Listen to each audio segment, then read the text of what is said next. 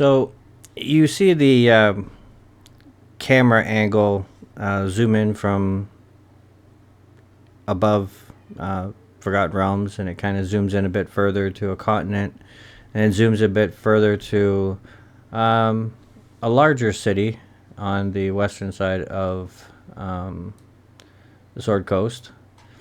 And those are familiar from looking at it would say it's Waterdeep. And the camera continues zooming in and zooming in and zooming in and goes through a window of a large structure, which people in Waterdeep might know that it is a library of sorts. They restore books and whatnot.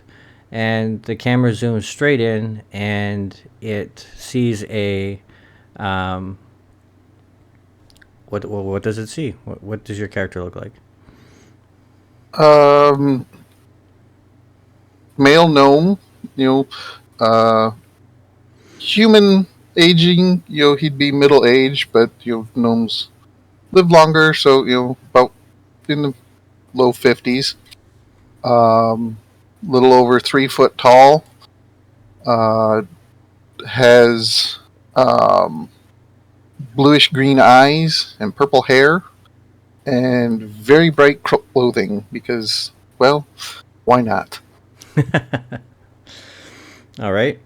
You see this gnome, and he's face down, passed out on some parchment, quill in hand, ink not spilt, but definitely stone cold, tired, exhausted. It looks like. You kind of get a shot of him going right into his brain, and you kind of see him. He's been asked by Cranston, kind of one of the um, leaders of the latest expedition, sort of thing. And Cranston is barking out orders to you and another lady who you kind of see as maybe a coworker. She maybe sees you as a competitor. But you've both been trying to impress Cranston because you're trying to get a higher up position in what you're been exploring and doing and studying and stuff like that. You restore a lot of old documents and parchments and sometimes tomes that have been worn out or starting to fall apart and can't be repaired. So they want you to rewrite pages that have been ripped or stained or whatever.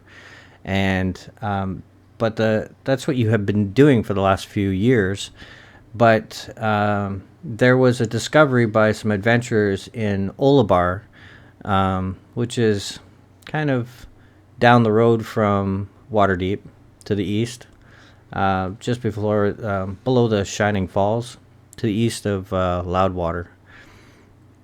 And apparently, some adventurers stumbled into a bricked over entranceway in a basement of a building.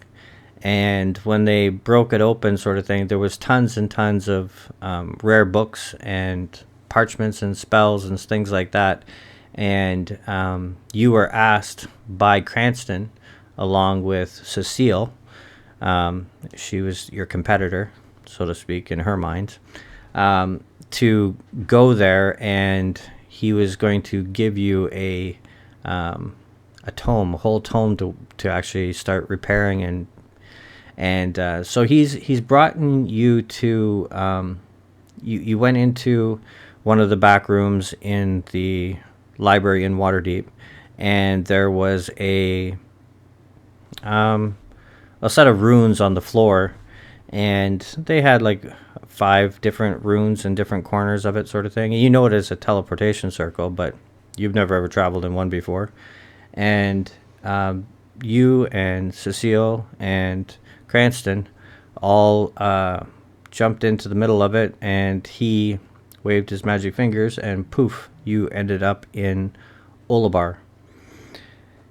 And when you got there, you started looking through and finding documents and stuff like that, and Cranston handed you a book and said, I need you to take care of this, bring it back to Waterdeep, and in the morning, you've been working hard all day here sort of thing, you can, start transcribing it sort of thing and rewriting it and making sure that it's protected and preserved.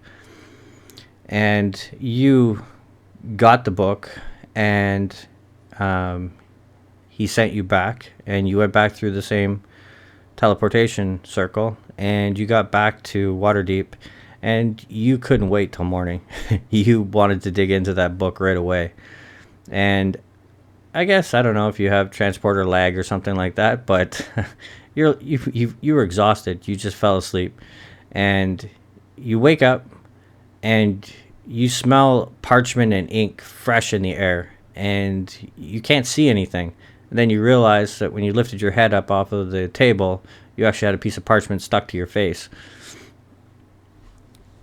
What do you do? Well, I'm going to take the parchment off my face. Okay. This just kind of drifted off again. Uh-huh. You look around the room. Let me describe that for you. It's a room that has probably a dozen or so desks in it. The desks are probably about 4 feet by 2 feet, varying in heights depending on who's sitting at it. And you kind of sit there and you kind of have a little think back sort of thing. You're like, oh, what time is it? It's like, wow. You kind of look towards the window, and you can still hear like the fire. Someone's gone in and kept the fire crackling sort of thing. It's raining outside, pretty heavy. It's dark outside, and you realize, wow, you are definitely hungry. It's been a long day, and you definitely want to probably try and get something into your stomach. One thing, if you give me a perception check.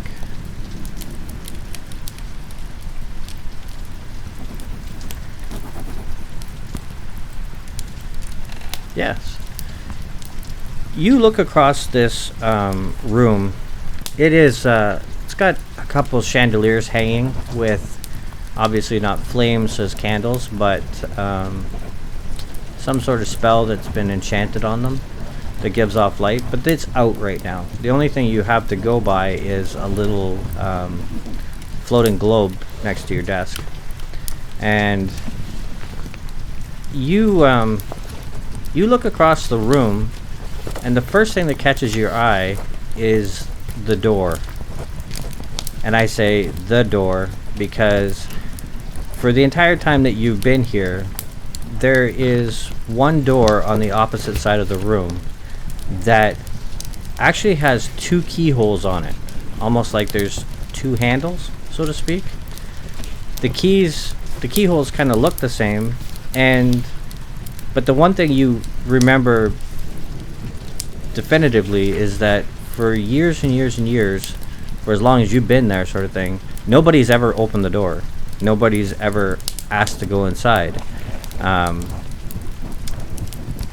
She asked a few times if what was in there sort of thing, and Cranston always said, it's nothing, it's never mind, it's always been his answer. Basically you kind of got the insight into the fact that he's probably never been in the room before. But that earlier that day, like when you had gotten back, you had sat down at your desk and you started working away. There was other people in the room and whatnot, and your desk probably sits probably about 3 or 4 rows away from the kind of main hallway, which goes right in front of that door. So there's a door that goes off to the right hand side, and there's a door that goes off to the left hand side from the corner of your desk in the corner of that room, so to speak. And there is a set of stairs that goes downstairs to the right of that door, and you normally would take your documents and carry them and put them into the left hand door, and there's a shelf that you basically would put your collection on, almost like a serving platter sort of thing, or um, almost like a TV tray. And you would put all your parchments on that, and then would slide it into a drawer, and then it would seal up so that nobody else could take it. And you think back, and you're like, it was weird because there was a woman that came down the stairs. She was a slender woman. You assumed it was a woman judging by her figure, but you couldn't see her face because she had a hood on. Cranston was like walking in front of her, and it was kind of distracting, and you were getting kind of annoyed with him because he always made such a big deal about being quiet so everybody can work. But he is like swooning over this woman, like doing everything in his power to try and impress her, sort of thing.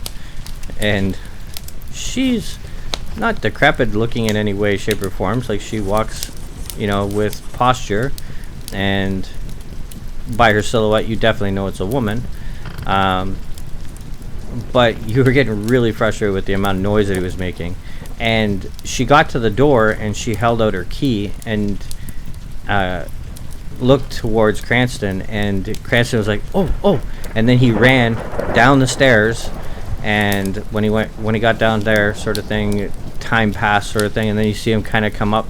He gets up to about halfway up the stairs. You can just see his head, sort of thing, and he's huffing and puffing out of breath, sort of thing. And finally makes it to the top of the stairs and puts a smile on and stands kind of upright as best as he possibly can. And they both put a key in at the same time on the door and turn it, and it unlocks. And the door swings open. One side obviously had a hinge, but the other side still had a keyhole on it, which was kind of weird. And she held out her hand, and Cranston handed her his key. And then she went inside and closed the door. So the reason why this kind of catches you off guard a little bit is when you sat up and kind of rubbed the sleep from your eyes and the ink from your face, you kind of looked out across the room, and that door is open. And you can see a faint bit of light coming out of it. It's probably open about a quarter of the way.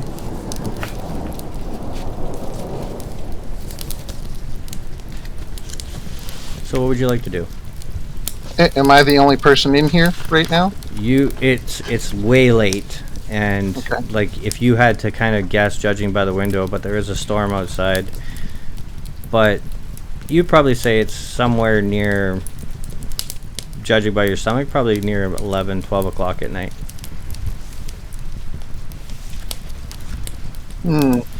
Well, definitely need food, but at the same time, door that, has obviously been a mystery, so, yeah, definitely have to investigate. The one thing that catches your mind as you kind of are thinking about that is you got to put your shit away. Yeah,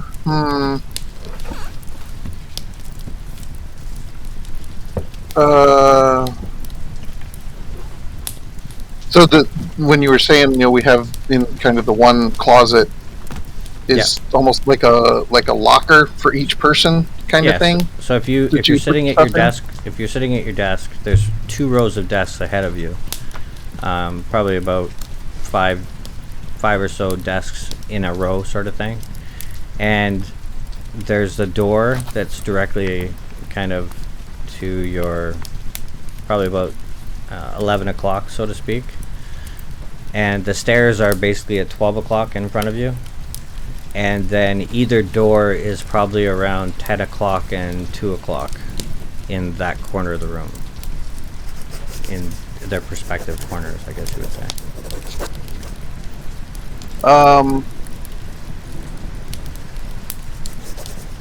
Guess I'll gather all my stuff up. Okay. And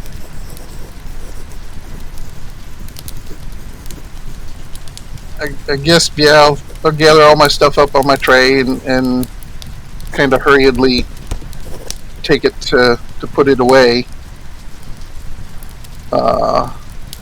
Probably glancing at the door as I'm doing it, just to make sure it's, I'm not seeing things, and that it hopefully doesn't close before I get to it. Okay. Yeah, you kind of walk up between the rows, sort of thing, and you probably kind of stay back one row and kind of walk up that aisle, so to speak. And you kind of got your head turned to the right, and you're kind of looking to see if you can see anything. There is light that's flickering inside of there, but the door's not really wide enough. Like, you can't see anything in there. Like, you can see into the room, but you can't see anything. It just looks like a wall on the right hand side of the room, so to speak. Is it opening in No, or it out? opens towards the hallway. Yeah. Okay. Think of it like a classroom in the front of the class. So Right. the door swings towards the desks in the room. Gotcha. Okay.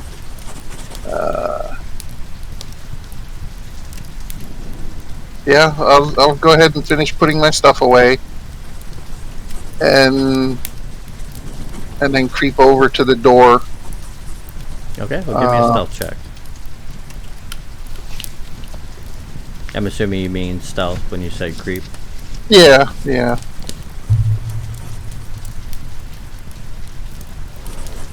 Did you get the picture of Cranston? I got a picture of a necklace. Oh, no, wrong one. You'll see that later. But, anyways, there's Cranston. There's Cranston. Okay. Yeah. Okay. So, you kind of stealth up towards the door, and you think you're being pretty quiet. And you get up to the edge of the door frame, and you're right up to the edge of it, and you're kind of looking in and concentrating on what you see inside. And you can see, from the angle you're at, you can see about two of those little globulars of light floating in the air. And I think you see about a corner of a desk, similar to the desk that you sat at. But the rest of the room that you're looking at is just stone walls, nothing fancy at all on, no tapestries, no markings. Just almost looks like an empty room so far. Does it, the desks that I see, does it look like it's kind of mirrored to the room I'm in? Oh no, it's Okay. just one desk sitting in. Oh, okay.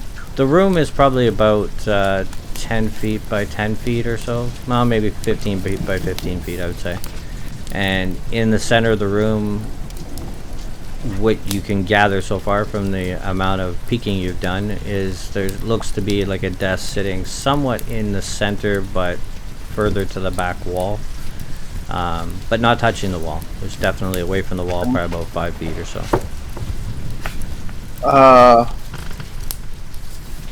But you can't really get your head in any further without trying to push the door open a bit.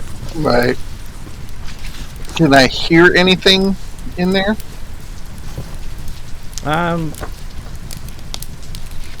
No, nothing particular. No, like just the rain outside, and you can hear the fire and crackling that was on the eastern wall by your desk.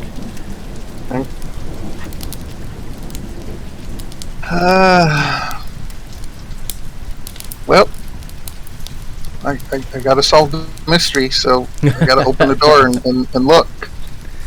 Okay. Get a better look. So you try to open the door up a little bit more, and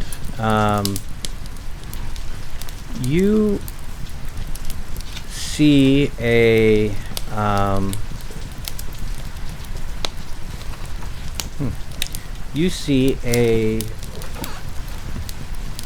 you push it open probably about halfway, sort of thing, big enough that you'd be able to get your body through into the room. And you see a desk sitting there, and on the desk is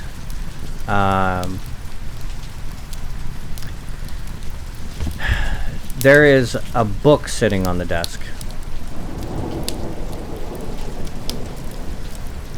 The book is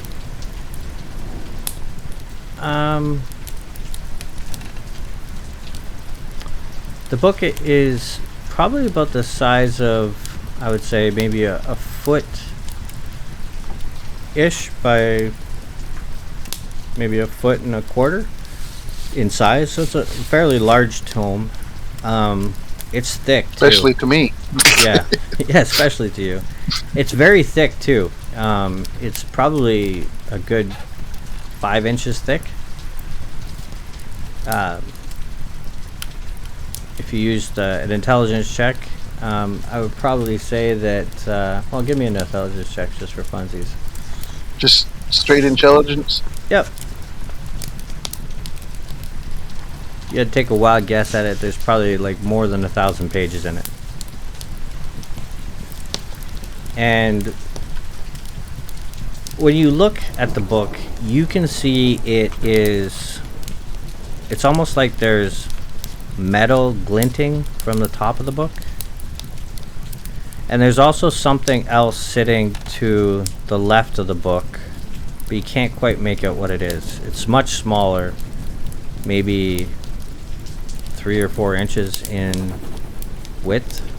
It looks like it's cylindrical, but you can't really tell from this angle. The table sits a little bit higher than your desk did.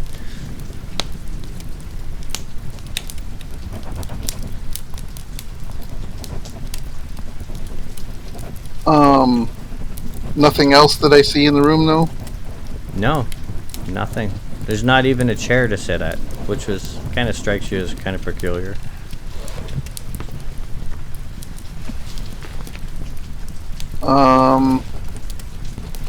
I will look back into the room, where my desk and stuff is, just to make sure there's nobody else around. And then if I don't see anybody, I'll go in and inspect the book. Okay, give me a perception check. Because well, books are cool.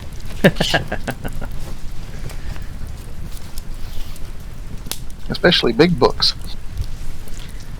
Alrighty.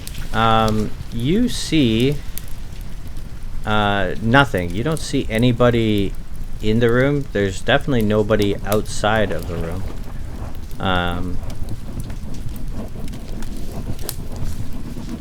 Yeah, that's pretty much it. Then yeah, I'll go in there and inspect the book. Okay. So you start walking towards the book, and you didn't check for traps, so... No, I didn't. Just kidding. It's nothing. You get up to the book, and... or up to the table, and it seems kind of odd, but it seems like the table is actually...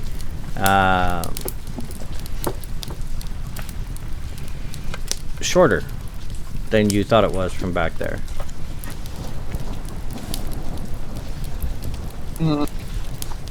So the closer you get to the table, you realize that it's actually shorter than it actually looks.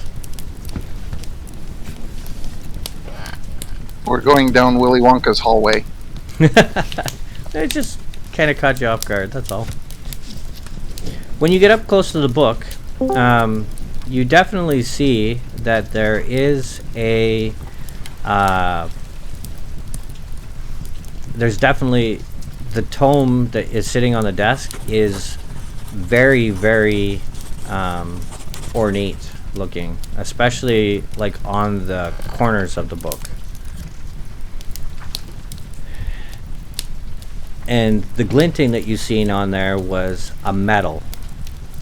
It seems to be that the corners of the books are protected by like keeping the shape of the book and everything else. It's actually has a metal framework to it, which I don't think you probably have ever seen the likes of it before.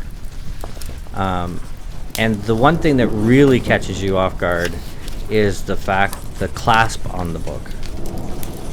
The clasp that holds the book closed looks like the picture that I sent you, except the individual pieces look like they're moving. They almost look like a snake that's curling in on itself and moving, and then you can't really see the beginning of it because it tucks underneath the other side of another piece, and then you think you follow it as you follow it. It's quite mesmerizing to watch it.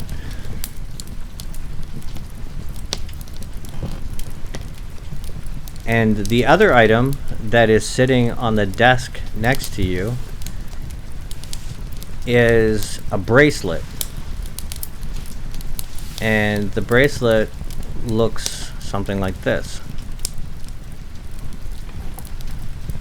Now the colors that you see on the edge of the bracelet are moving. It's like rainbows moving. But it's almost like they're moving inside of... The only thing you could think of is like glass tubes or something like that. But it definitely doesn't look like glass. But it is definitely flowing around the ring. There's no pattern to it. It's not like it's yellow, blue, pink, green. You know, it varies. Like you follow it and you think it's yellow and then it changes to pink, and if you had to put it down to it, it's just very entrancing as you're watching it, sort of thing. And your passive perception is it looks like 11. Not very high. So you don't hear and you don't really see as a the hooded woman that you seen earlier today walks out and stands on the opposite side of the desk of you. Oh. Hi.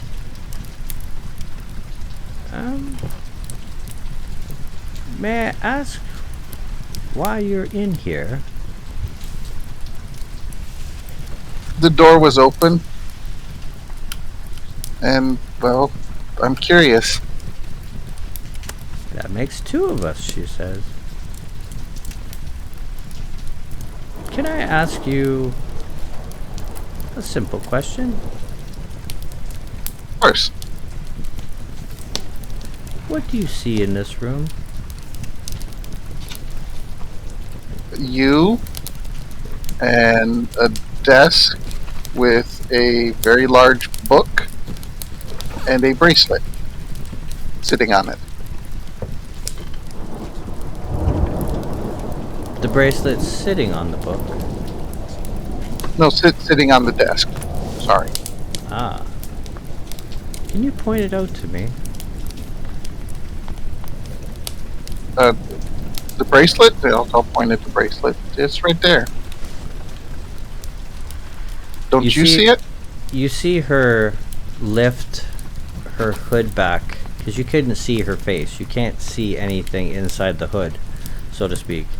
But she kind of takes both of her hands up from underneath her cloak, and she lifts her hood back a little bit, and you see these eyes behind this mask.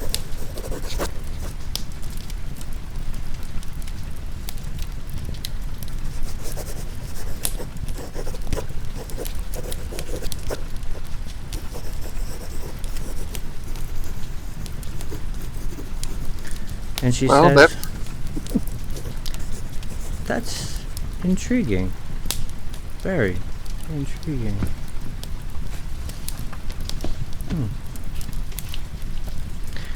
You don't see the bracelet? And I'll point at it again. Oh, no, I see it. Most people don't see it unless, well, that remains to be seen, she says. Can you read the front of the book? And it maybe never caught your eye before, sort of thing, but there's, maybe you just thought it was like decoration or something, but there's a label in the center of the book, and it is written in a language I don't think you've ever seen before. Actually, positively guarantee you've never seen it before.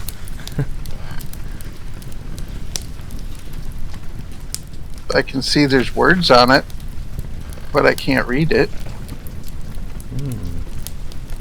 Well, How's that make you feel? I mean, actually, if I sat with it a little while, I might be able to read it. Oh, we have time. You're more than welcome. So if she just lets me sit there for 10 minutes, I can ritually cast Comprehend Languages. Okay. And you do that. You wait 10 minutes, and she kind of sits back, and she kind of leans against the wall, and she's just watching you. And you finish your ritual for Comprehend Languages, and I believe with that spell you actually have to touch the words. Let's see. You understand any written language that you see, but you must be touching the surface on which the words are written. Yep. Right. And it takes a minute to read one page.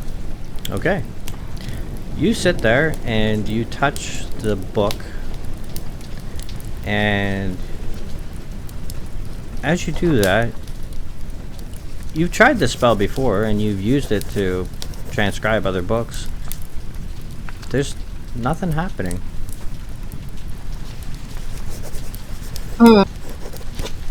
Yep. Nope. It's not working.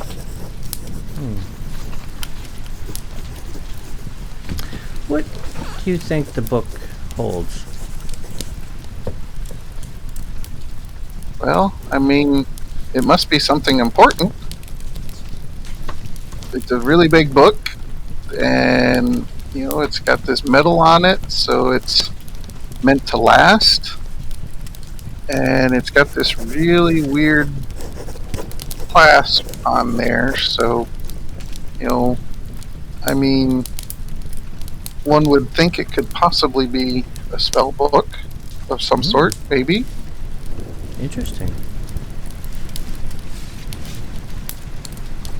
Have you ever seen its like before? No. How much do you think it would be worth? Oh, a lot. Don't really, pay too much attention to money, so, probably more than I make. Well, it could be to the right people. What if I told you that that book contains... how do I put this so you'd understand it? How many books do you think are in this city that... in the city of Waterdeep? How many books do you think there are? Duplicates or otherwise? How many do you think? Thousands, probably tens of thousands even. Let's just expand that a little bit. Let's say, bring it out to, say, the Sword Coast. How many books do you think there might be? Too many to count. She kind of reaches into a pouch of hers, and she pulls out a small piece of paper, parchment, like post-it note almost size sort of thing. She pulls it out, and she takes a piece of paper and she rips it in half from top to bottom. She says, let's just say this half represented the entire Sword Coast, she said. And she throws the other piece of paper on the ground. And she takes that half and she rips it in half again. And she says, well, let's just say this represents all the books in Waterdeep. And then she rips a page again in half. And she says, let's just say that this represents just the books inside this building.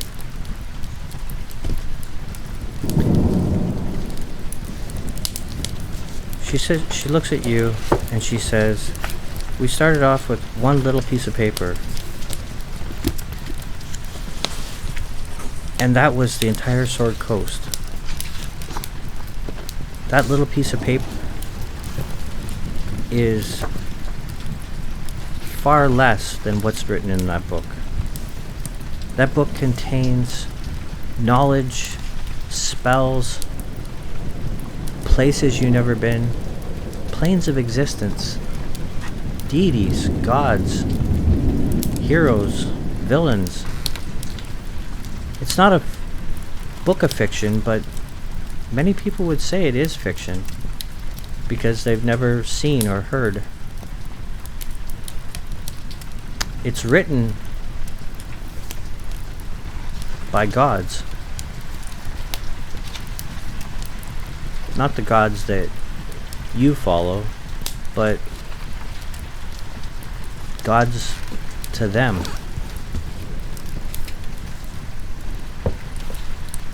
How does that make you feel? If I'm telling you the truth.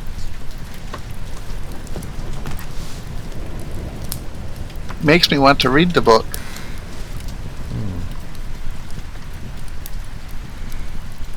What would you do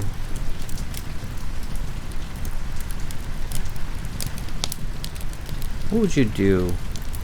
What would you sacrifice for the ability to read this book?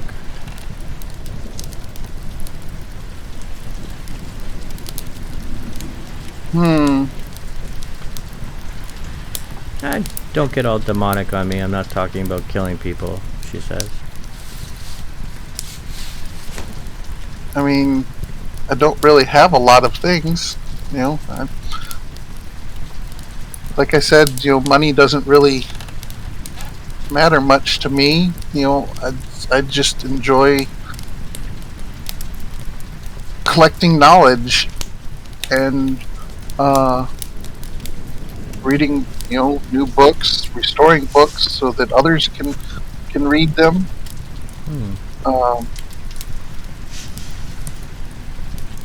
What if I were to say that this book could restore you? Restore me? What if I were to say that this book has already started to restore you?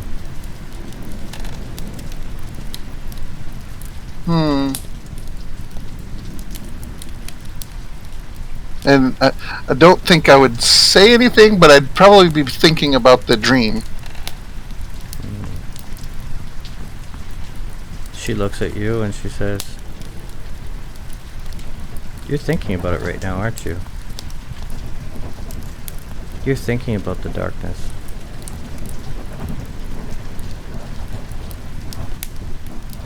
I'm going to look at her a little funny. You know, Don't be surprised. The only reason I know that is because of what you've already told me.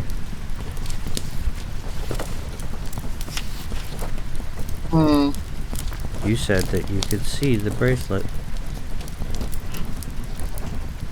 That's how I know. Her ears kind of perk up a little bit, and she kind of pushed the hood a little bit further back under her, covering her face once more. And she says, "Well, the choice is yours. If you wish to discover things that you were never meant to learn in this life, then I encourage you to slip the bracelet on and discover a future that not many will ever see, let alone even know about." That's you know, he's already reaching for the bracelet. That's no choice at all. So, as you reach towards the bracelet, she is kind of just leans against the wall a little bit. What do you do? Put the bracelet on. Okay. So you put the bracelet on, and as you do, you can hear the rain outside, but the rain kind of just becomes quiet. You can hear this melody, and you're kind of looking at her, and you kind of turn to the left and turn to the right, kind of listening, trying to get, your bearings on things. She's not making this noise. And you feel the bracelet go around your wrist, and it was starting to get a little bit warm around your wrist. And then all of a sudden you hear a slam from behind you.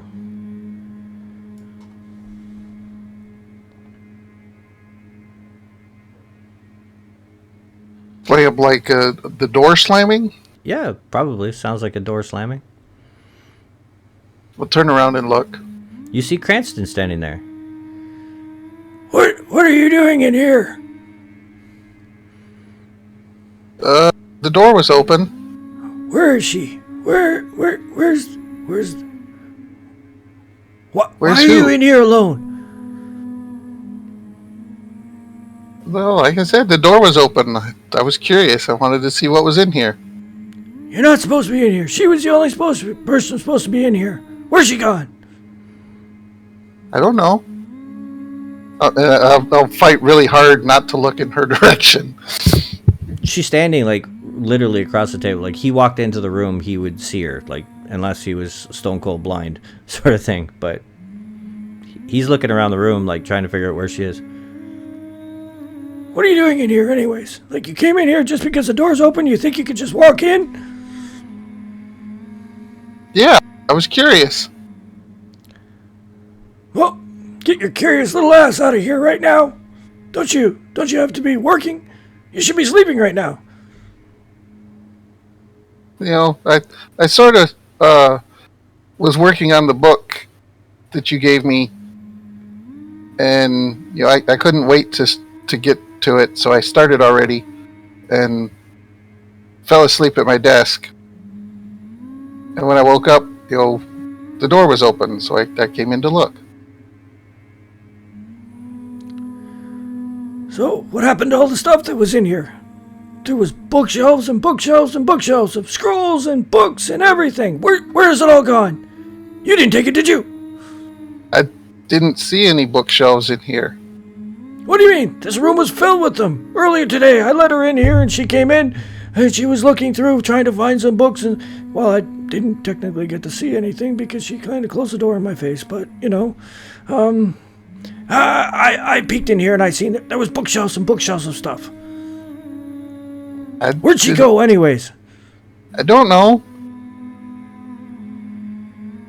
Well, I'll start making my way towards the door.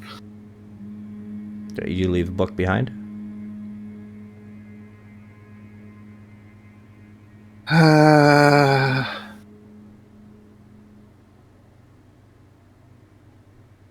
Okay, so spatial awareness here. Mm-hmm. He's standing about 5 behind feet me, correct? inside. Yeah. When you walked through the door, you walked straight ahead. There was a desk in front of you. Mm-hmm. She was standing on the other side of the desk, leaning against the wall. The book's been sitting on the desk. The bracelet was sitting on the desk. You put the bracelet onto your wrist. You heard the slam behind you. You turned around, and there was Cranston standing there, griping and moaning at you. The book is right behind you, sitting on the desk. At least that's where it was when you last seen it. Right.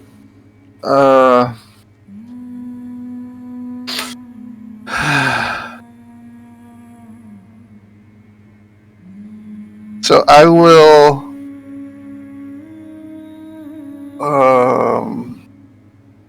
second. No. Wrong character. Don't have sleight of hand. Well, no, It's a pretty damn was, big book. You're not gonna sleight of hand it out of here. no. I was looking at.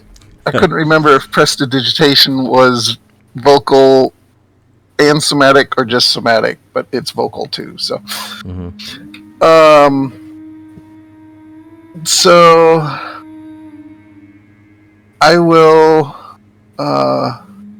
kind of turn in a circle, and it's like, well, I don't see any bookshelves or anything in here. Are you sure there was stuff in here? The book is still sitting on the desk. She is no Okay. longer against the back wall.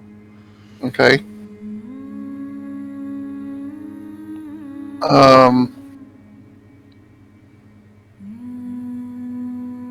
How close to the desk am I? Like, could I take a step forward, or am I still right at the desk? You're still right at the desk. Like, you basically, as you spun around in the circle, you could just reach out and grab the book and turn back around and keep walking. Whatever you wanted to do. So.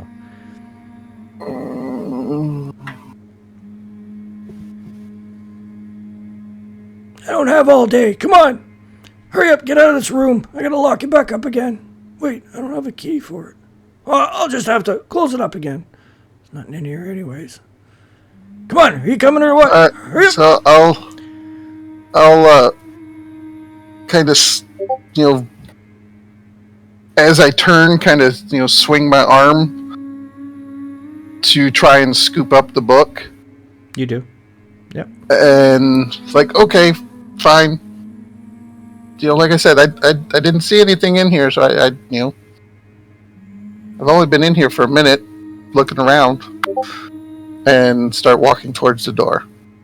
Okay. And he doesn't seem to notice that you've taken anything. He's looking right at you, sort of thing, and... All right, now, you better get up. Have you eaten yet or anything? I don't know if the cook still has something up there, but you might want to check. Anyways, and my stomach would probably growl when he says that, but... And as you step out of the room, sort of thing, you see... You step out and, like, lean against the desk, kind of in the front of the class, the hallway kind of aspect of things. And as you lean against the desk, you see coming from the doorway, if you were normally sitting at your desk, it was the door on your right-hand side. So the door on the far left was where you stored all your stuff. The door that you just came out of was the one in the center. And the door way over on the right-hand side, which would be on your left when you walked out, okay? It swings open slowly. And you... Give me a perception check. And he's mumbling and muttering him to himself, sort of thing, and he's kind of bent over, and you see somebody walk through the door on the other side with a cloak up, sort of thing.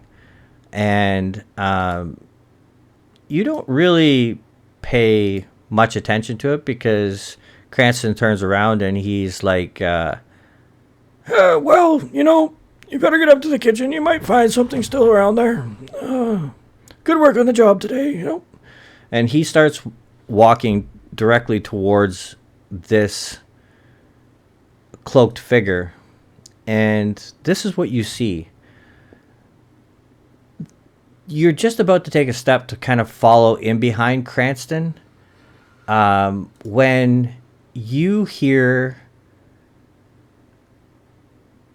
coming from the cloaked figure, something that scares you, but intrigues you at the same time.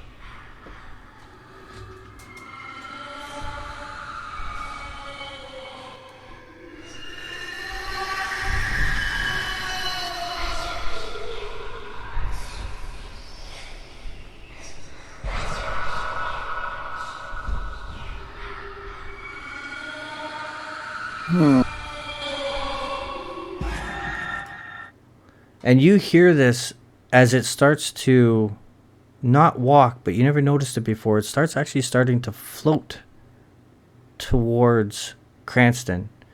And he's walking towards it, and he gets probably about 10 feet away from it. And you see him look up, and you hear him, "What? Why are you getting here?"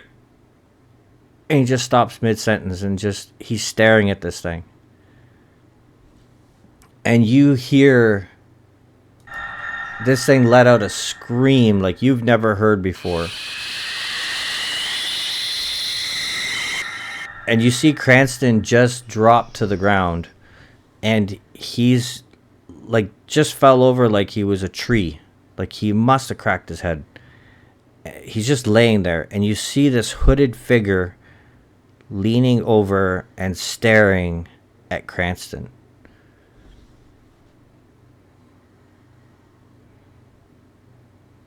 Does it look like it's noticed me? It's not. It's just focused on the first thing that came towards it, which was Cranston, and it is like totally focusing its hood, if you will. I won't say a face because you didn't see a face at all, and it's focusing its gaze directly at Cranston.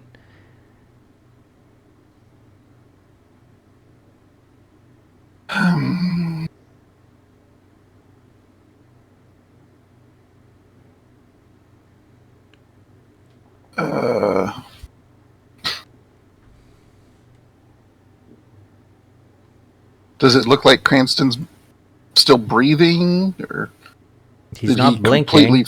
He completely froze. He's not blinking. He's just like timber laying on the ground. Best way to describe it.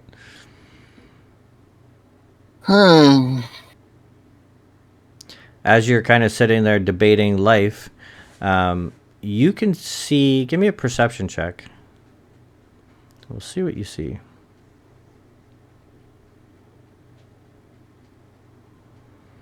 Okay. You can see, if it is possible, you see Cranston getting older. You can see his hair getting longer. You can see his face wrinkling up and kind of graying in color. But the other thing that you notice as well as coming over top, because this hooded figure is now leaning over top, you see this person step through the doorway. Through the one that we came out of, or through the one the hooded figure came out of? Yep. Okay. And she is holding a bow in her hand, and this bow is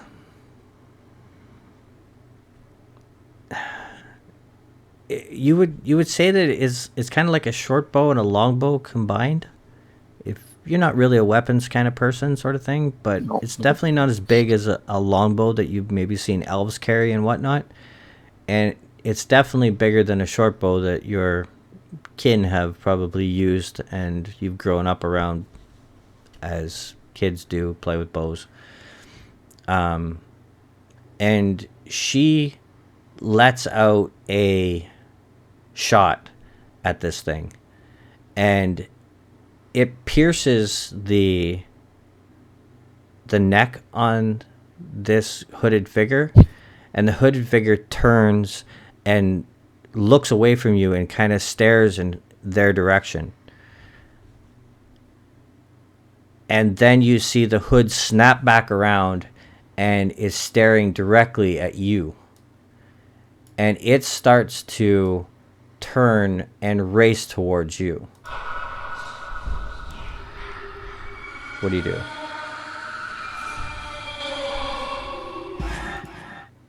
Well, if it's coming at me,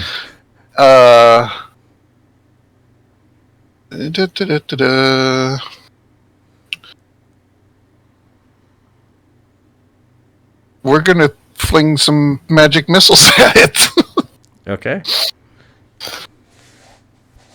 uh, You don't have to roll the hit, just roll your damage. yep. It's what, 3 darts? I think. Yep, 3.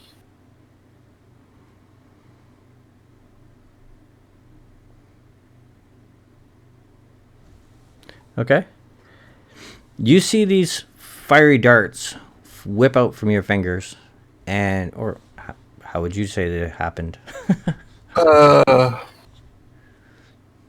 I'm gonna aim them at the face. Well, quote face, since I haven't seen a face, but we gotta aim them right for the face. Okay. Yeah. They just come out of your fingers, or? Yeah, because Okay. I don't have my wand currently, so it's just gonna come out of my hand. Okay. So as these 3 fiery darts, force darts, come flying out, and you can see it hits this creature thing in the face, and they just absorb. Don't slow them down. Just keeps moving Well, directly towards you. That's not so good. And as this creature continues flying directly towards you, you see another arrow sticking out of a darkness inside the hood of this creature. And then you see another one go directly through the hood of the creature and over your head. Good thing I'm short. And you hear it scream once again in pain. You only assume it's pain. And then you hear it say something as the hood gets right up to your face.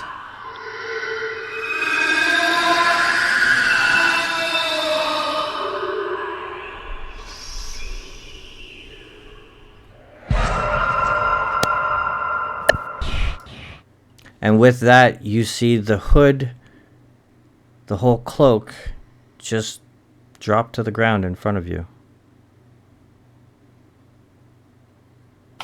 No body.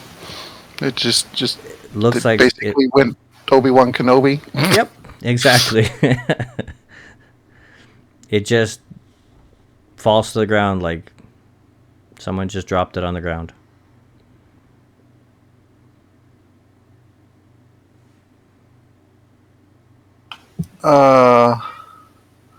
I will run over towards Cranston to see if he's still alive. And you look at his face, and it's maybe not as gray as it used to be? Question mark. His eyes are still staring at the ceiling, like through the ceiling. And you look back up towards the entity that came through the doorway, and you see her take her left hand and she makes an O out of it, like a circle, and she holds it over top of her heart. And then you see her take her pinky and her thumb and touch them together towards her palm. And then she takes her hand with 3 fingers sticking up, like she's counting to 3, and she runs it up past her nose, and as it gets towards her forehead, she kind of follows it up to the ceiling. And with her other hand, it sneaks up next to that hand and goes towards the ceiling till it's directly over top of her head.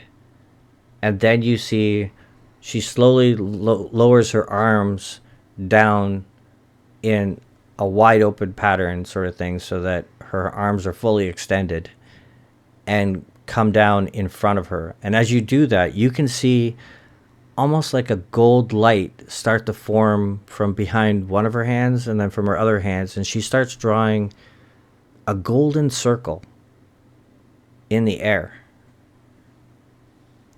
And then she takes both of her hands, one with the O on it, and then one with the 3 fingers on it, facing upwards. And then she claps her hands, steps backwards, and disappears. And the circle just fades from in front of her.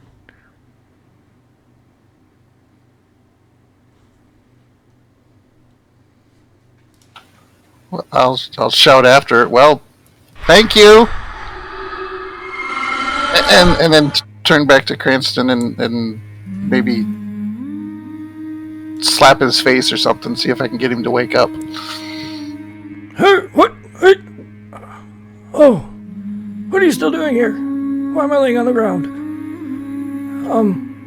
You fell over. Fell over. Who was that? Is someone playing a trick on me or something? Who was that person in the hood? I don't know, but he ran towards you and you fell over. Did you trip on something? I don't think so. I'm gonna go lay down. I'm not feeling too great.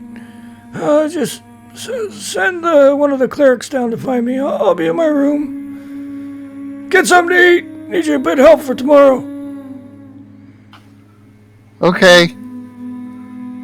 I'll help him up. Okay. And then Kind of see him walking, tries to walk down the stairs. I'll glance back to see if the robe is still there. Yep, the rope's still sitting there. I'm fine. You can go on without me. I'm not old or anything, he says. All right. If you're sure you're fine. I'm fine.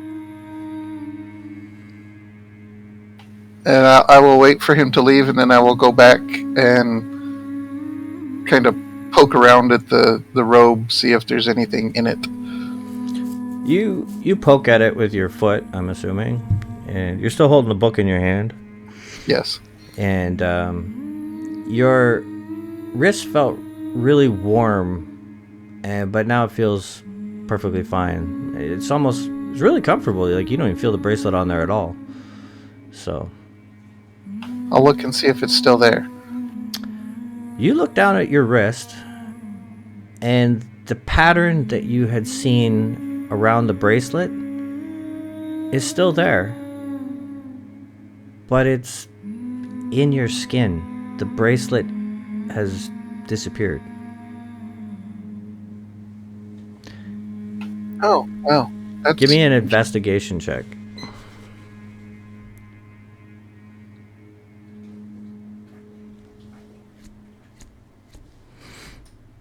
You look at it, and it's got the same color patterns as the bracelet did. But when you put the bracelet on, it went all the way around your wrist. But as you look at it now, there's a thin seam on the underside of your wrist. And if you look at the one side of the band, or the colors, it's like a Celtic knot in a way, sort of thing. But the way that the knot starts goes all the way around your wrist, and as you follow it back around to the beginning part again, you notice that the patterns aren't the same. They don't line up.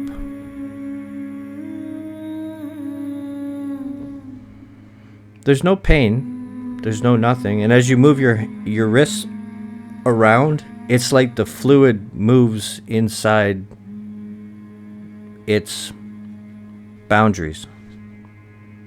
It's almost like there's a fluid in there.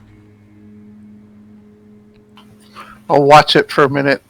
And do the patterns change at all, or is it just kind of the colors changing? Just the colors change. The weave stays the same, but it's kind of like a neon light. It's bent, but the neon light changes in color as it goes around, but the pattern or the tube that the neon's in doesn't change. Okay.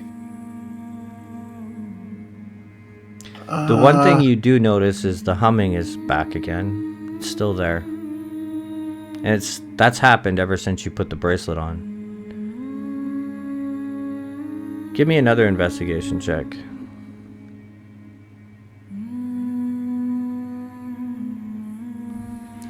You notice that if you look, you know how you did that circle move to grab the book? Uh-huh. As you did, it was kind of like, picture it like speakers and at different parts of the room. It gets loud when you face the speaker, but then as you turn away from the speaker, it gets quieter. But then as you turn around again, it gets loud again. And if you face the east, it's the loudest. And as you turn your body to the north, you can still hear it coming from the east. And which direction was the door that the book was in? I would probably say, let's just say it was in the north. Okay, so it's not directly coming from that room then. No.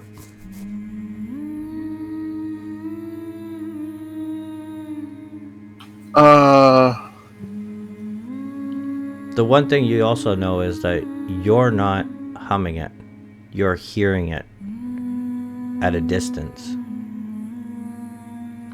You feel like there's words being said, but you're so far away from the band that you can't make out the words, but you can pick up the melody kind of thing.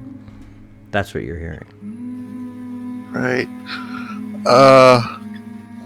Well, stomach is growling, so I would go to the kitchen, try to find something that I can take with me.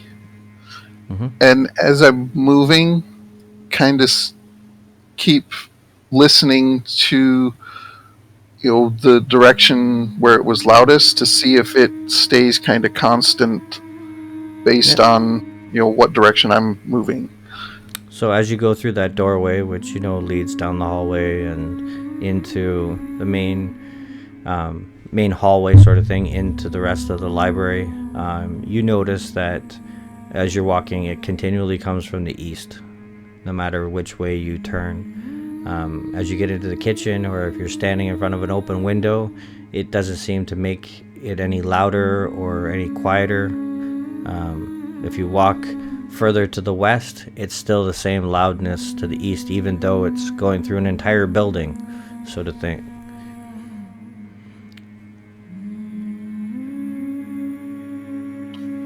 All right. Well, I will, grab whatever I can that's, portable, like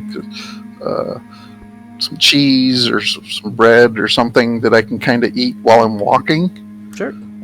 And make my direct,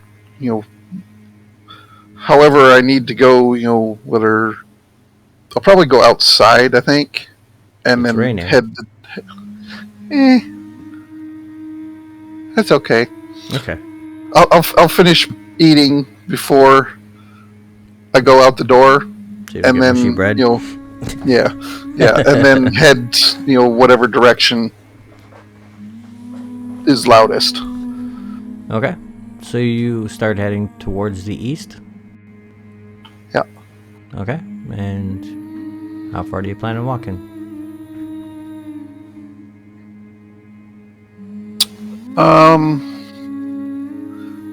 I would probably stop before leaving the city. Okay. Unless,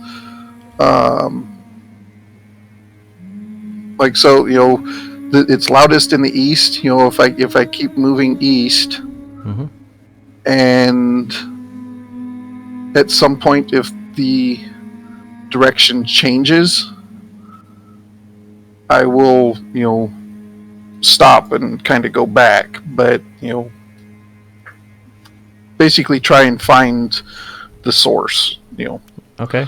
So you walk in the rain and you just keep moving towards the east, and you get as far to the eastern gate as you possibly can of Waterdeep, and you see the guards. The guards have the gates closed, and they're looking at you, and it's the same sound. It's not getting any louder, but it's definitely coming from the east.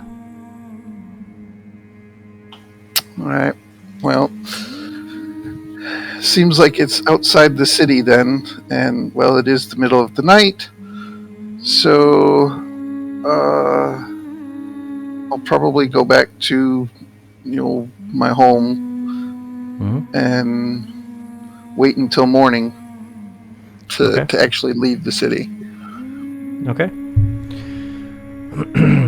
So you can kind of surmise that it's the volume hasn't changed at all. Even though you walked halfway across the city at night in the pouring rain sometimes, and the volume hasn't changed. It's not like there's a bard who's singing on the other side of the gate and it's gotten louder. It hasn't changed. It stays the same, and it's coming from the east. You head back to your room for the night, and you've been carrying the book in the rain and whatnot. You get back to the room, and what do you do?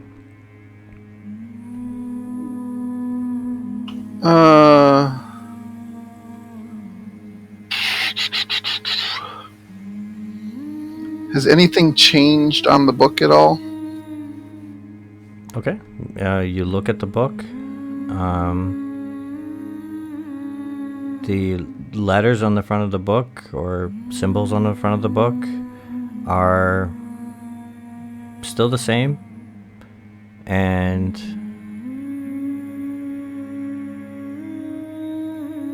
yeah, there's nothing really that's changed. You still see the clasp on the book moving slowly.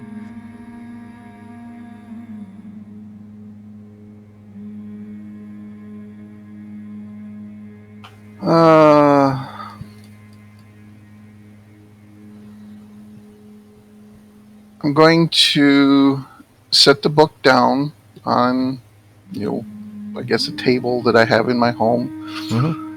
And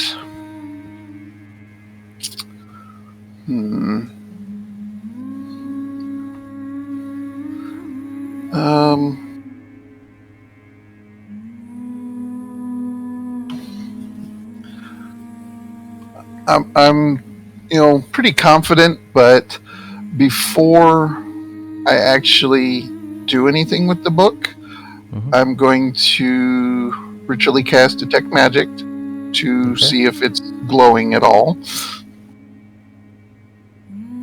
Okay. So you're going to take 10 minutes, and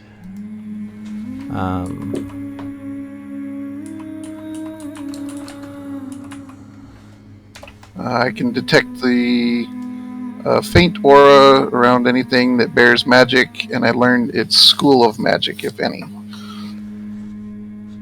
Okay. You get a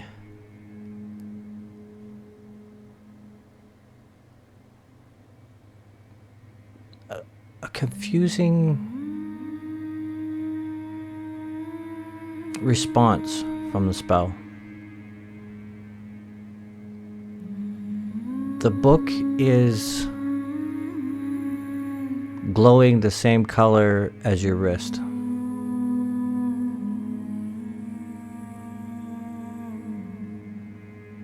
So in that case, colors. The whole book, it's like when you're looking at it, it is like vibrant, bright colors, and they're all swarming and moving just like the bracelet did, just like your wrist does right now.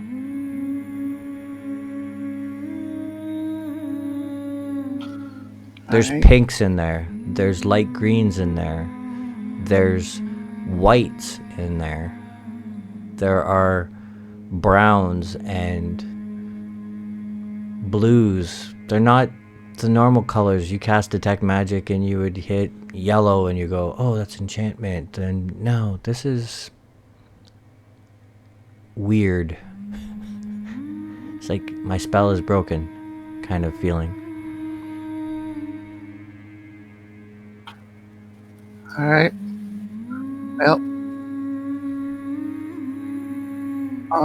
I'm going to use my hand that the bracelet is on, Mm-hmm. and the clasp on it, where it's moving. Does it look like there's any part of it is what would open? No, there's no keyhole, and there's no there's a flower in the center of it, and then the vines are almost moving, but they're silver if you want to call them vines, and there's different animals that are near, or creatures that are at the outskirts of this clasp, and you see things moving through them and around them and behind them and over top of them, and you've never seen anything like it before.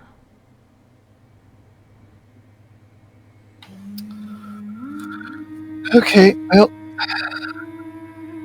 I need to know, so I will using the hand that the bracelet is on. Mm-hmm. I will touch the flower that's in the center to see if it, if I can open it. So as you move your hand across the front of the book, because you put your bracelet on your left hand? Yeah, I would put it on the left. Okay. So as you move your left hand across the face of the book, give me a perception check.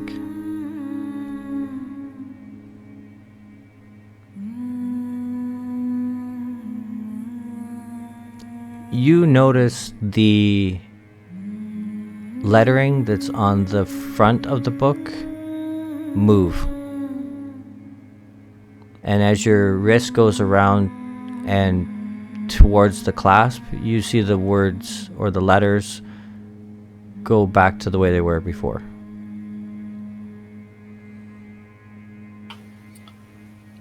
Did they move to something that I could read, or did they just kind of move around? It started moving around, and then as your hand passed by it, sort of thing, going towards the clasp, then they kind of just shifted back to maybe what they were at. I'll move my hand with the bracelet back over the letters and see if they move into something that I can read. The letters move and shift. They still are not. They're not moving to letters like an alphabet that you understand. And normally when you would read comprehend languages, it would kind of transcribe into something that you would be able to read, like common or whatever. Or you would be able to read, in that language and comprehend in the language that is written. You don't get that with this. The letters move, or the symbols move and change. They're still in a pattern or a shape that you don't understand. But there's a thought that comes into your head. And the thought, it doesn't have any particular voice or anything like that. It's not like somebody's whispering in your ear or anything else. But you feel like the words say Ona's will.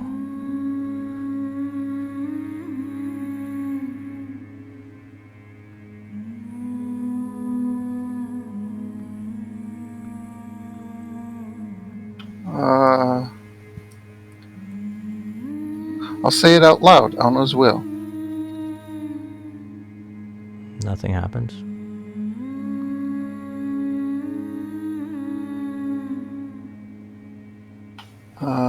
I will.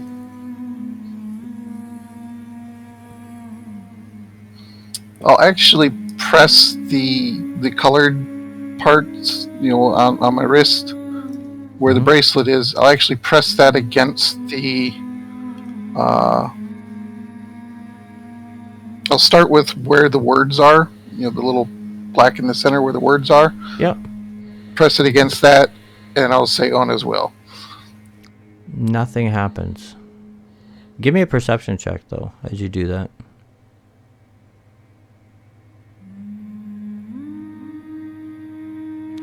Yeah, as you're... hang on. I clicked the wrong one. It's still a D20, so... Well, yeah. +1. Anyways, as you do that, you kind of see something move by the clasp, kind of like if it was a snake, it would kind of peek its head over the edge, and it's not saying it's a snake head, but you just see something move over there. All right, so I'll move my wrist over to the clasp.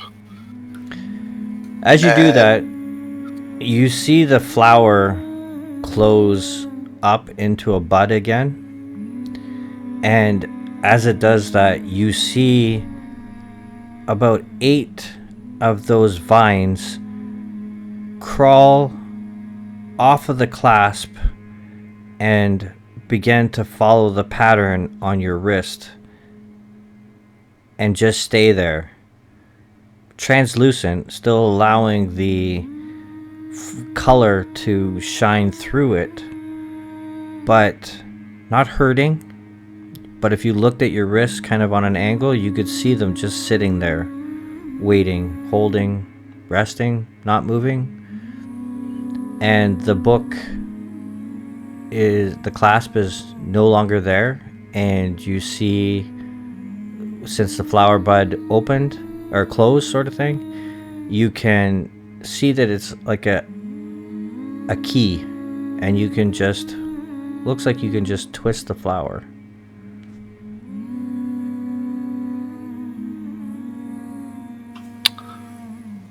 So the vines are actually on my wrist? Yep.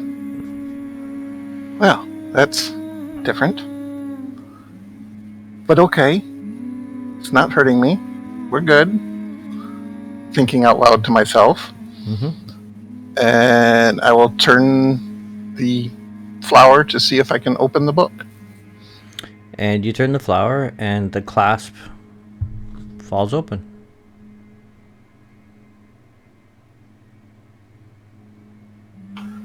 And I'll get a little bit of excitement in my eyes, like a kid opening Christmas presents, Mm-hmm.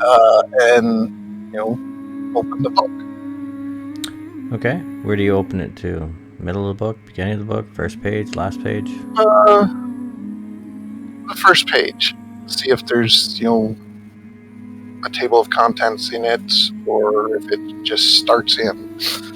Okay, so as you flip open the front cover, you notice that the kind of the protective pattern sheet sort of thing is there, and you see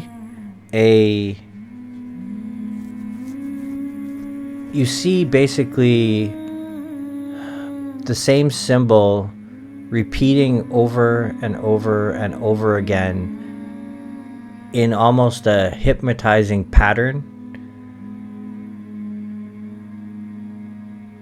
And you think maybe it is just a pattern, but somehow you kind of flip open the front cover and flip it back over again, and as you moved your wrist over top of the placard on the front of it, you notice that the beginning of each of the words, the symbol, is the same symbol that's intertwined with each other. So if you were to kind of picture it as 2 words, it's the first letter of each word that kind of is intertwined with each other, and that's what makes up the pattern on the inside of the book.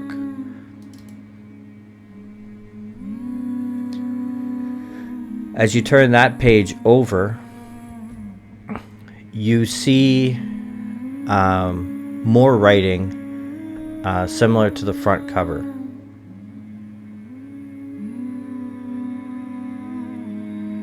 But different symbols. Well, this is going to take some time. And also thinking to myself, if, the words that came into my brain, Ona's will, are what the front cover says, then that front page has OW on it. Yep. Repeatedly. Yep.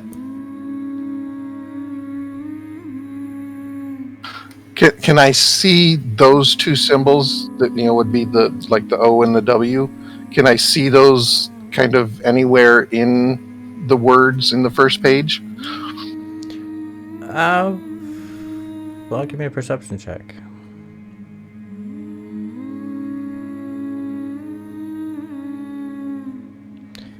You see maybe one or two of them? Maybe 3 or 4. It's hard to tell. Well, I have 2 letters. Yes, this will take some time.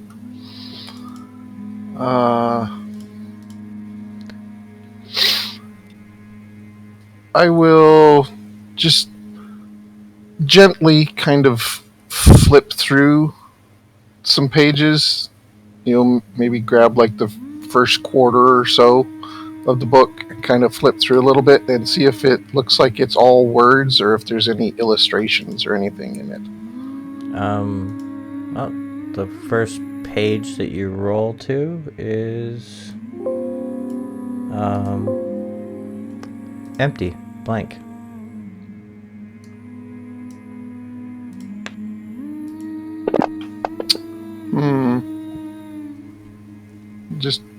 I'll flip some more pages just to see.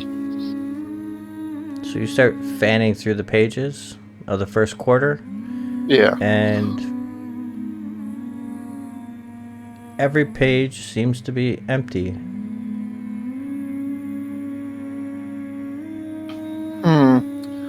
I will close it back up, start at the first page, and slowly turn the pages, one at a time, starting at the beginning. Okay, so you get to the protective page, and then you turn it over, and you see some writing on the first page, and then you turn the page, and it's empty.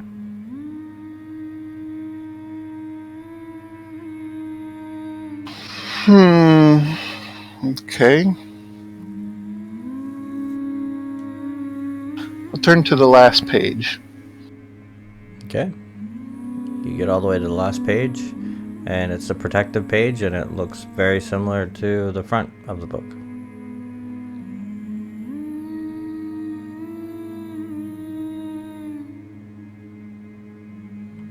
I'll flip back one page. You flip back one page, and it's empty.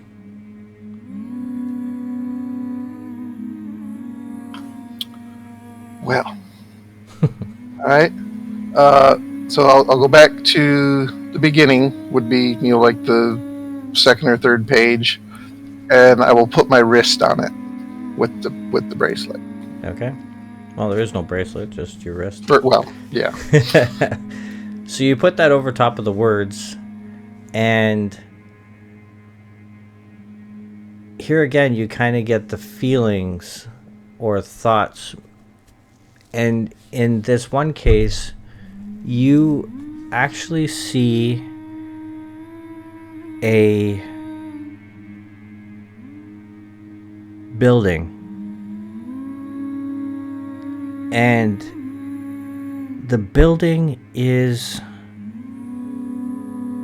what you would kind of, if you've seen a silhouette of something, the first thing that would pop into your head would be like a church or a temple or school maybe. It's got a peaked roof, but it has kind of a tower at one end of it.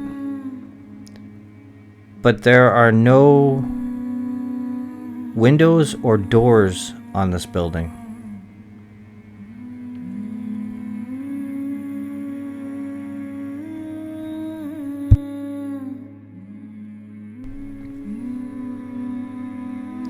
And that's just weird. The one thing that you kind of get out of the whole thing is a kind of a subtype in your mind sort of thing. If it was a picture, there would be writing at the bottom of the picture, and it says Ona's Temple, or maybe it's Temple of Ona.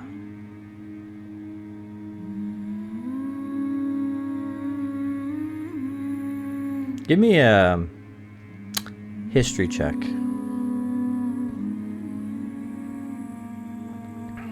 Oh, yeah, that'll work. It piques a bit of interest in the back of your head. You know and have heard of a place in a town. You can't remember exactly which town it was. L something. It's like on the tip of your tongue sort of thing. You're tired, but you feel like you've read about this. You think you can actually picture the book in the library right now that actually has the information in it that you need. But you remember something about the wizards were all excited about this like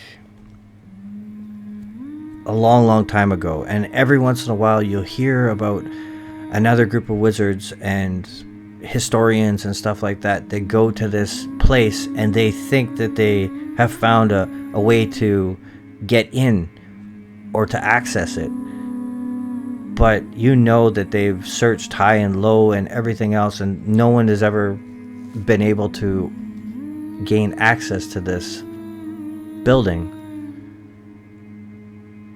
But you can't remember which town it was in.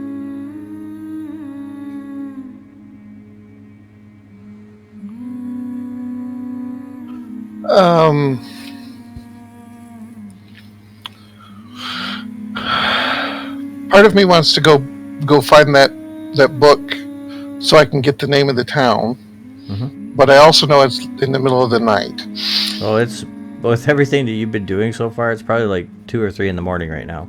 Yeah.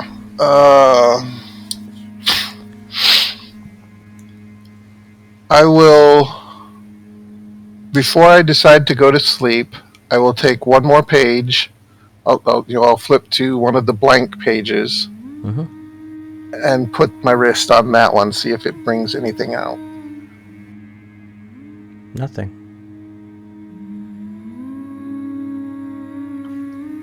Okay. I will close the book up, and I think I'll keep it close. Maybe actually tuck it under my mattress or something. Do you clasp it again? Yeah. Okay. I'll lock it back up. So as you turn the flowers to lock it back up again, you feel those things crawl down the tips of your fingers and off the tips of your fingers, and then wrap themselves around into the same pattern that you've seen before on the book. And it's back in the same state it was before you opened it. And again, I'll just kind of think to myself, that's weird. And then, set the book aside, probably tuck it under my mattress, Mm-hmm. and go to sleep, or try to go to sleep, with the thought of I'm going to go find the book that, piqued my memory, basically, to see if I can find the town. Okay. With the intention of, I'm going to go there. Okay, so you try to fall asleep. Give me a constitution, or actually a willpower check to see if you can force yourself to go to sleep.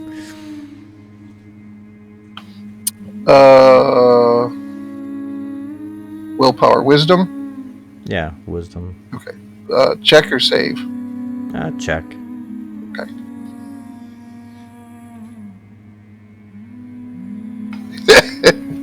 You lay there and your mind is racing. Your mind is thinking of probably the fact that you were almost a little bit nervous from falling asleep last time because of things had changed. It wasn't the same comforting darkness that you've grown up with and grown accustomed to.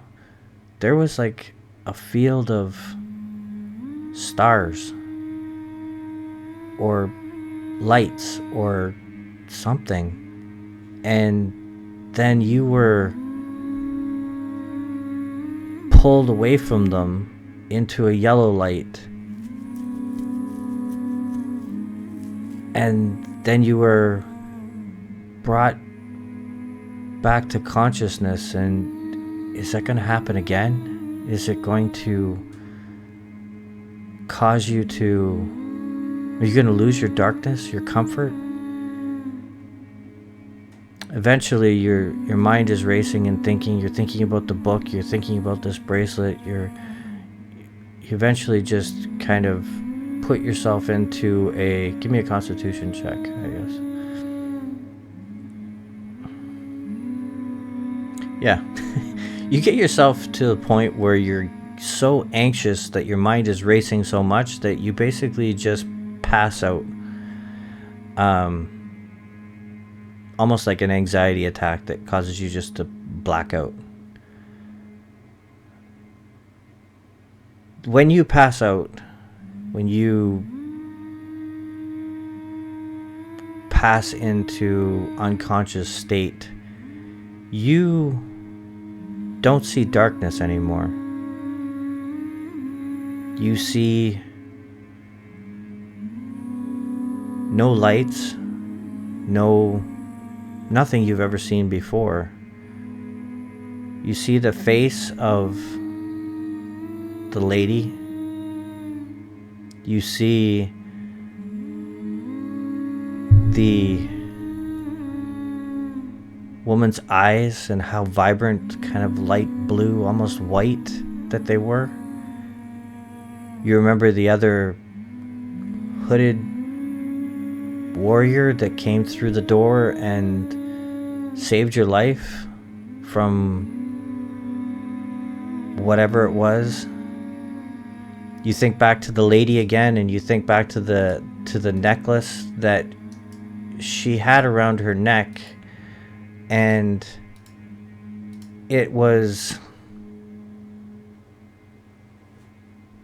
ornate, like stuff you've never ever seen before. It's not that the metal was ornate, but just the craftsmanship. And the center of that necklace was almost like a marble, but the large marble, like what we would call slammers.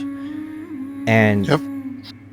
inside of that was, maybe the best way you could try to describe it to somebody else would be like there was like really tiny fireflies kind of moving around slowly inside of the marble. You can't even picture how many there were. 10, 15, 5? It's hard to tell. You've never seen the craftsmanship before. You've never seen the symbology and stuff in that configuration before. Then your mind flashes back to a darkness, but you hear the screeching and the hollering of whatever that thing was. And the one thing that keeps going over in your mind is that you heard it say, "I see you." Who does it see? What sees me?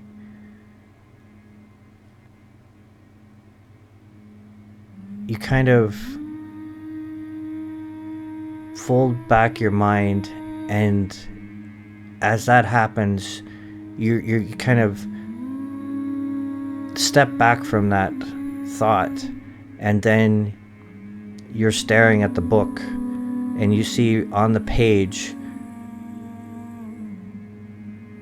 the hooded figure, the woman, and then you see the book close and the clasp seal, and you wake up.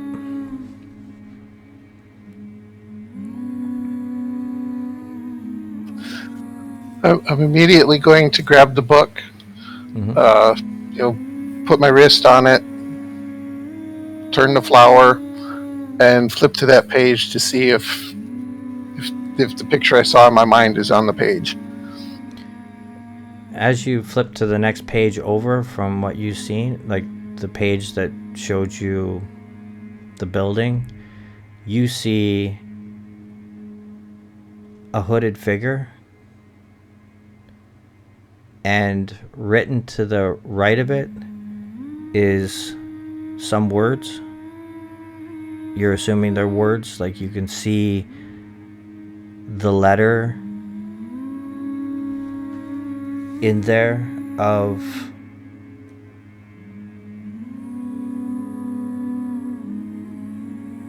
the same symbol right in the middle of that word as what's written on the protective cover.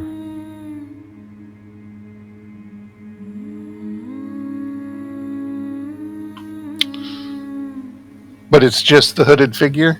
No, sorry. So you see that, and you see the picture of that building there. It's a sketch. It's not like it's full colored, 3D printed. It's just a sketch. And then you see a sketch of those eyes and the face kind of inside of a hood. You see another picture of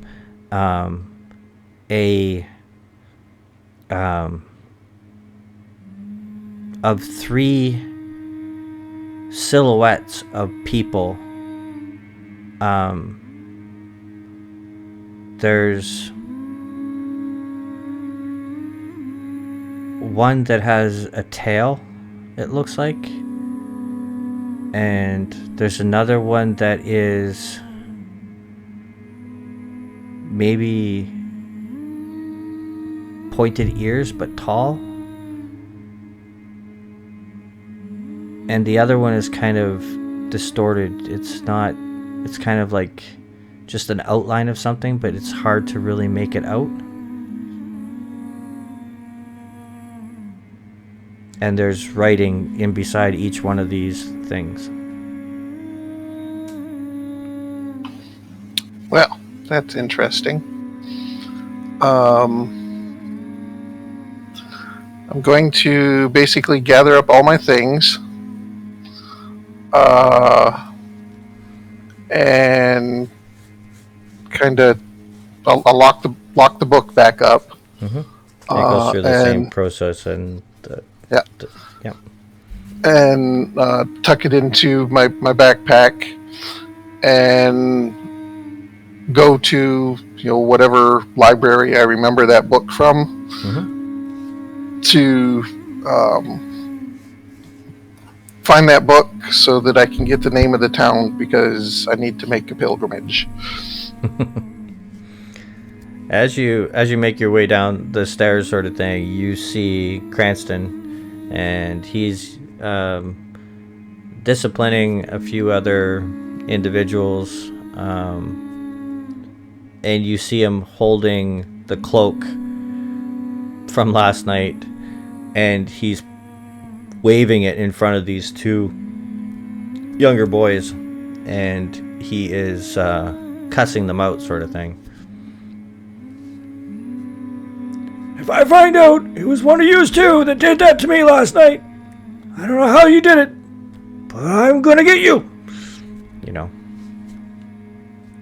And you walk past him, and you start making your way right for the main library. Try not to smirk or anything as I'm doing it. Are you carrying the book with you? Yes, it's I'm basically taking my backpack and my staff and all of my gear with me. This is a pretty big book, so I don't know if you'd be able to fit all your gear and this book inside of your pack. Well, I mean, I don't have a lot of stuff, but we'll have to check your encumbrance later. There was a DM that I knew. So anyways,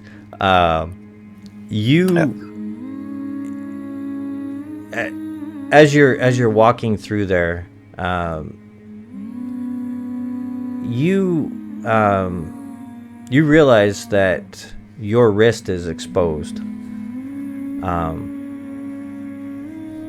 and everybody's looking at you, and they say hi, and and you keep moving, and nobody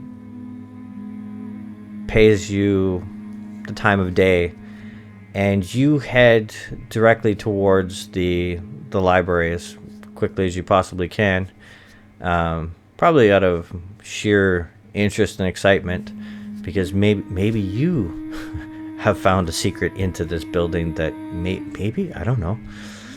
You race over to the book. Give me a intelligence check to see if you can remember which book it is.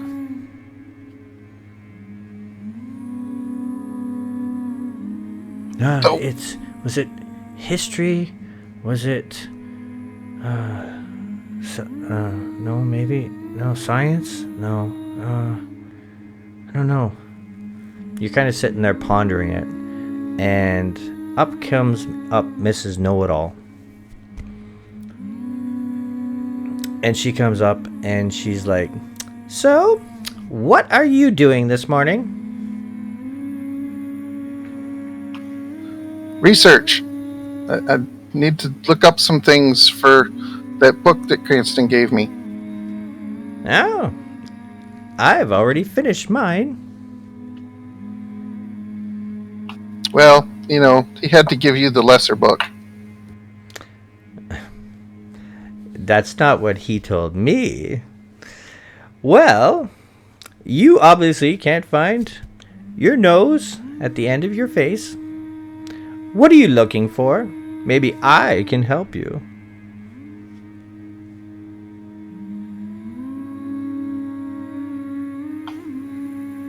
I'm looking for a book with a city with a temple in it, that I think the book Cranston gave me may have come from. Temples? Temple to who? Ioun? Lathander?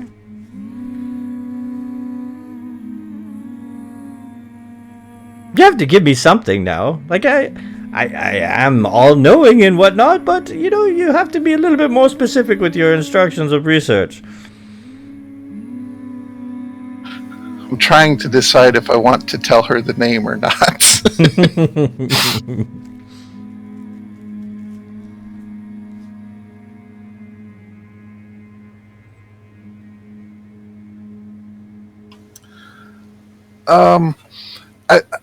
I think it started with an O, like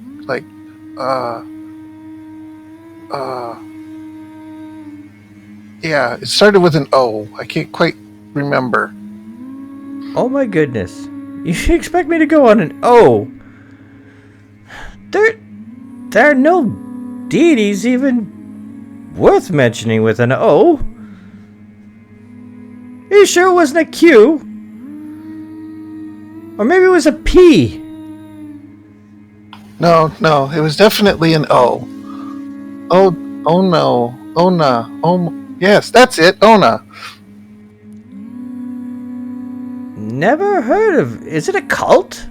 Never heard of a deity by the name of Ona. That's ridiculous. Well, I guess you're just not as all-knowing as you thought you were. I definitely remember reading it here someplace. Obviously, it's a deity that's not worth remembering. Well, I'll let you go and play pretend, because obviously there's nothing out there worth your time. But if you want to waste it looking for whatever, I'm off to work on my next tome. Yes, that's nice. I'll just kind of wave at her. She just leaves, and as she's walking by, a couple other people, huh, yes, thank you very much, thank you. And she just keeps walking.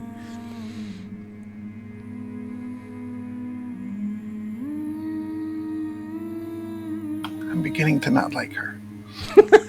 That's the same thing you said when you first met her.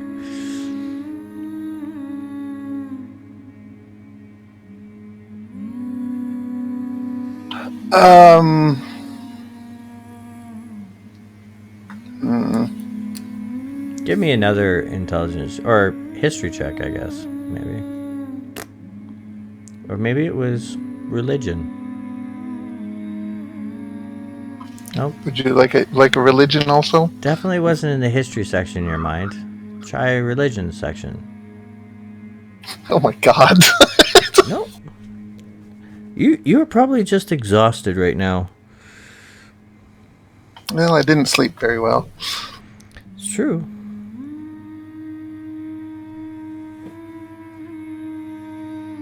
Give me an Arcana check.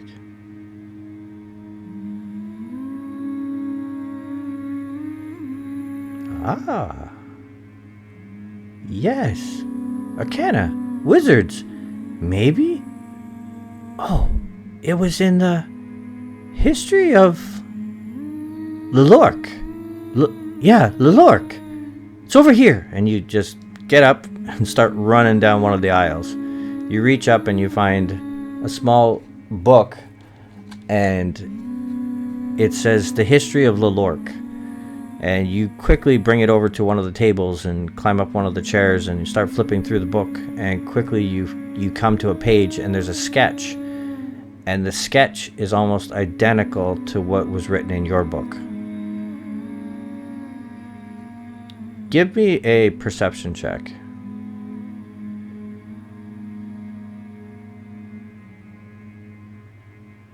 Okay.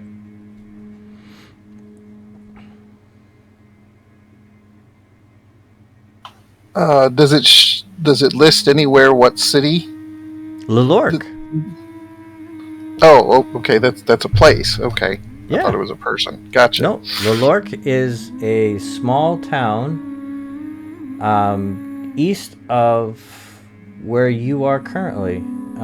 Far away. It's at the by the base of the Great Peak Mountains, closer to Greyville. And you kind of flip through, and there's a fold-out map at the front of the book, and you kind of look at it, and it shows you the picture of the Sword Coast,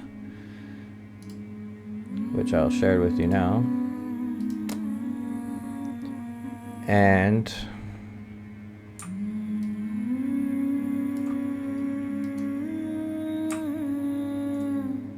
that's not gonna work.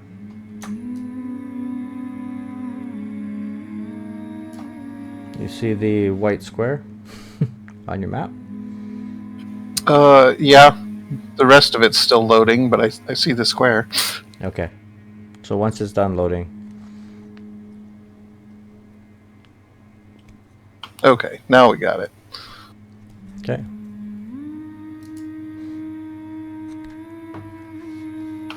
Ooh, that's a little ways to travel. Mm-hmm.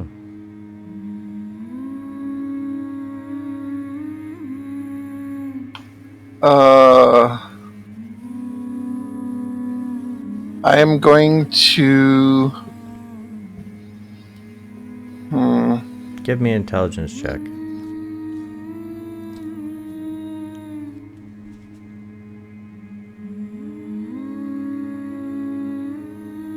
You remember back to about an hour ago when we started this campaign.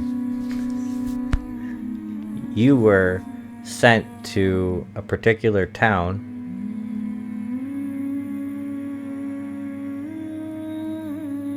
Yep, oil bar. Right.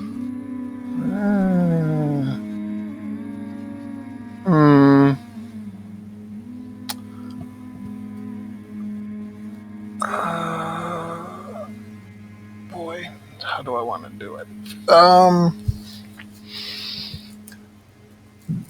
Would I have knowledge how to use the circle, or do I need to get Cranston?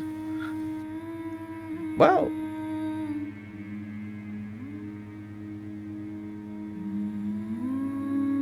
someone did give you a clue a few minutes ago.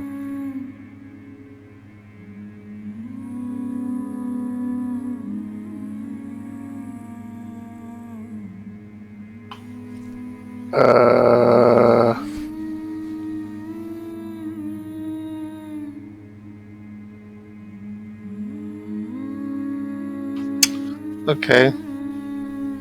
So I'm going to go find Cranston. And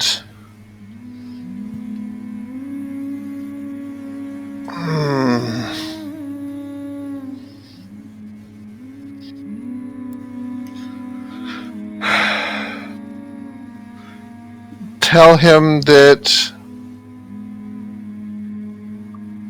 I've almost finished this tome, and we need to go back to Oral Bar so that I can get something else from there to finish this one up and hopefully get another one. Oh, yes, I see. Yep, it makes sense. Well, I'm taking, well, And he kind of looks around a little bit. you know who with me. I was heading back there this morning. You're welcome to come along. And out of curiosity, because you didn't really say, is she a human or? Yes, she's a human, and she Okay. is a snippety snob. Her daddy got her into this, and you not know if she's sleeping her way to the top or she's actually trying to pass the test herself, but somehow she's keeping up with you, and you study hard, and she barely does anything at all, it seems.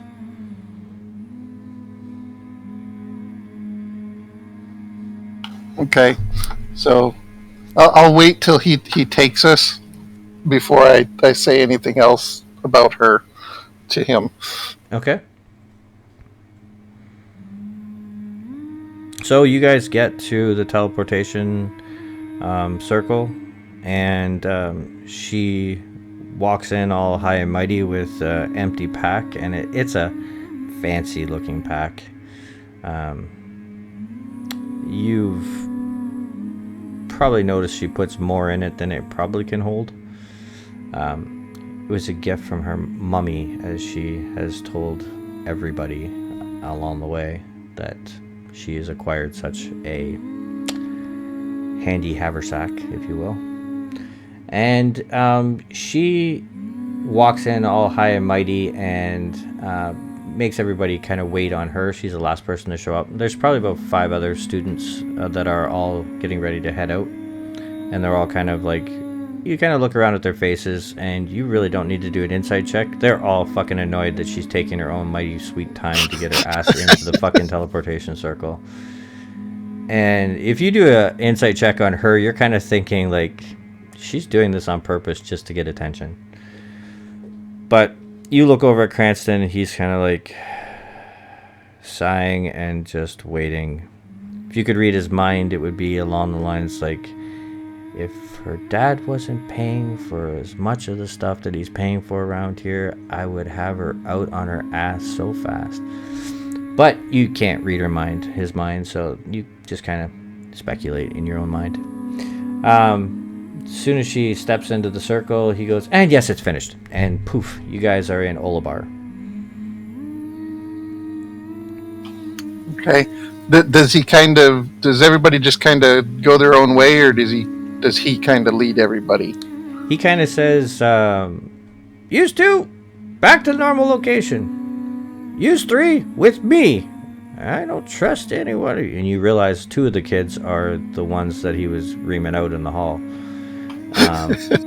And then you see her kind of walk off in, being one of the cleaner sections of the dig site, so to speak. And you're left standing there. Okay. When you get to Loudwater, or to Olabar, you notice one thing. Well, give me I guess it'd be wisdom.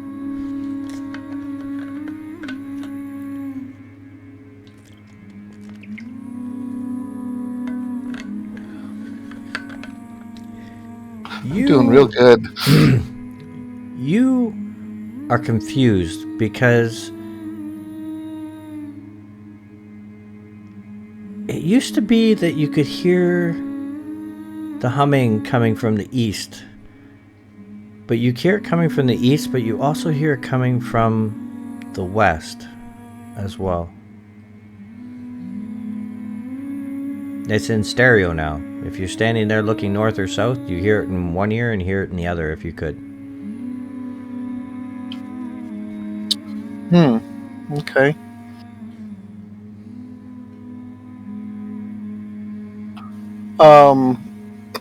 In our times coming here, are there like caravans that come here as well? Like wagon caravans and such? There have been not really caravans, but there has been, since the teleportation was established here, like this is I say a new dig site. I mean, this is within the last 2 years has been a very highly sought after by any basically of the arcane arts. They've been in here searching and looking and trying to find, because there's almost like a hidden archive that goes all underneath the earth in various catacombs and directions and stuff, and there are adventurers that are charging past all the books and whatnot and trying to get in to find gold and stardom and heroism and all the rest of it. They don't know what's important. That's right.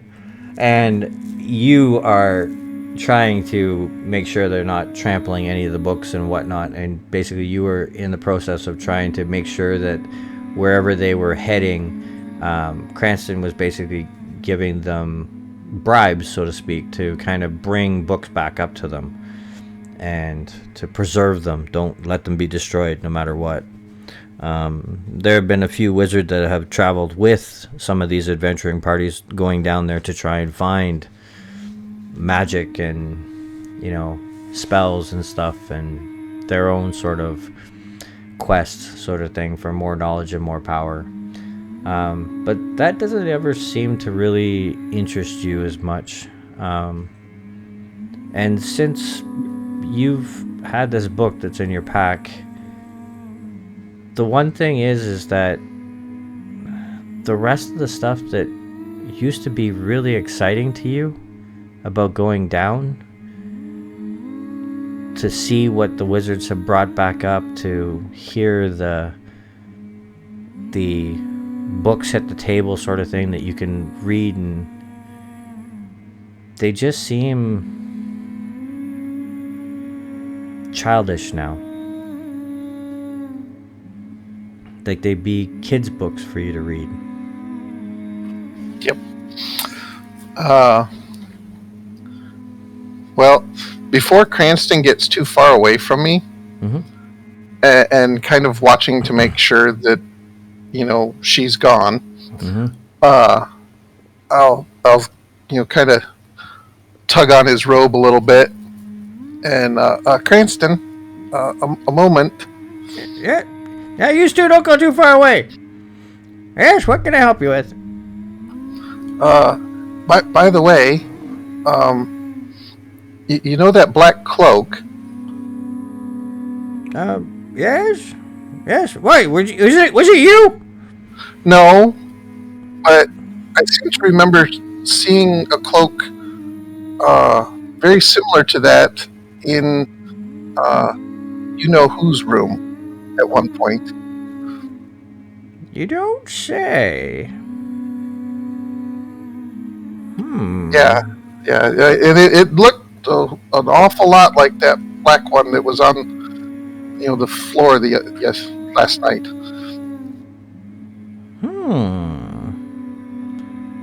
Excuse me a moment. Young lady! And you hear him charge off in the direction of where she went. And while he's off distracted, I'm going to kind of head out to, I guess, like the open, or the front gate of the area, to see if I can find anybody that is headed the direction of Falork, to see if I can, hitch a ride, basically. Okay. You, as you kind of step out the front passageway sort of thing, there's not too many not too much activity up here. You see a couple merchants selling swords and whatnot, and you do see a couple other merchants. Like there's merchants selling like adventuring gear. You see some of the names on it that are kind of like names of stores that might have been in Daggerfall. So you're wondering if these are like, you know, merchant stores where they actually have brought their stuff out of Daggerford and brought it to the area, sort of thing, to sell their stuff to adventurers that might need it when they're going down. You see clothing merchant coming into town. Give me a perception check.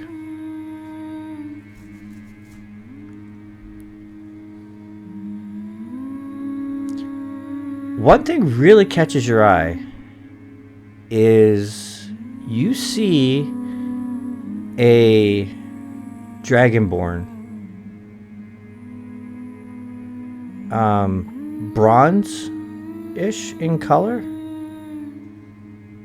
and he's up on the front of a wagon that's passing by, and as he's passing by,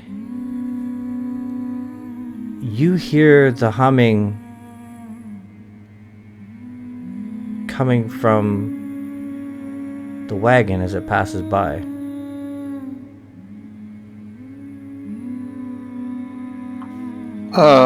Like from the wagon itself, or not so much from him, but from the wagon itself.